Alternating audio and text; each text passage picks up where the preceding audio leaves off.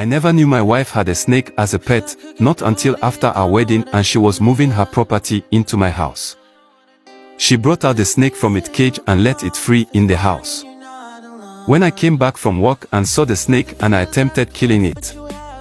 As I rushed to the kitchen and brought out a knife to kill it, my wife stopped me. "Honey, stop me, Daisy, my pet," she said, and laughed at me. I seriously didn't buy it. She begged that Daisy has been her pet ever she was 16. She said, Daisy was picked alongside the road while she was going to church, so she considers her as God's gift. I finally let Daisy stay, but on the condition that she was kept in the cage at all times. My wife didn't listen to my instructions and she'll let Daisy out sometimes. One morning we woke up and saw one of our neighbors crying.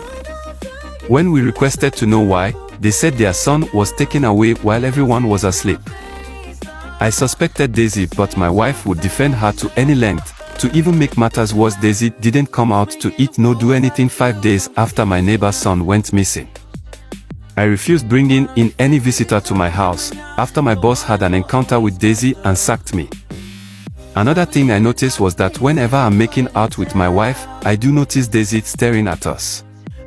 And secondly, Daisy would never play with me like she does with my wife. According to my wife, she said I was too hard on Daisy. It's been 5 years now into our marriage and my wife was yet to take in. We have gone from miracle center to another, but yet no results. I began suspecting Daisy. As for the way she would always look at me while making out, maybe she was a demon or so I would think. One day while I left my home for job hunting, my former boss called me for recruiting, so I had to rush back to my house to get myself ready and go for work. When I entered, I noticed a cold silence in my house. I checked Daisy's cage at the corridor but found it open. I was scared, so I tiptoed to my room and slowly opened up the door.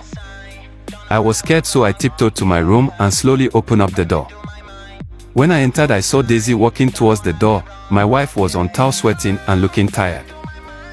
Then I asked her what happened and she said she was playing with Daisy. Now she wants a bath. I wasn't convinced at the excuse because she avoided eye contact while making the statement. I got prepared and went for work. When I got to the office, I explained everything to my work buddy and he laughed, thinking that I'm lying. I got serious and he finally believed me. He asked me to get rid of the snake and I made up my mind to kill the snake immediately I get home. When I closed from work and went home, I sneaked into the house so I can kill Daisy before my wife would know I've gotten back, in order for her not to stop me. As I entered, my wife wasn't in the parlor. I started searching for Daisy and again I entered my room but couldn't find anyone. I was about stepping out when I heard words coming from the bathroom. I walked gently and closer. I began hearing a man's voice in my bathroom and the voice of my wife. They were both taking a bath and making funny sounds. I was enraged but calmly took a peep into the bathroom. I saw a full-grown man bathing with my wife. I quietly went out of the house and came in again. "Honey, I'm home," I shouted, pretending as if I saw nothing.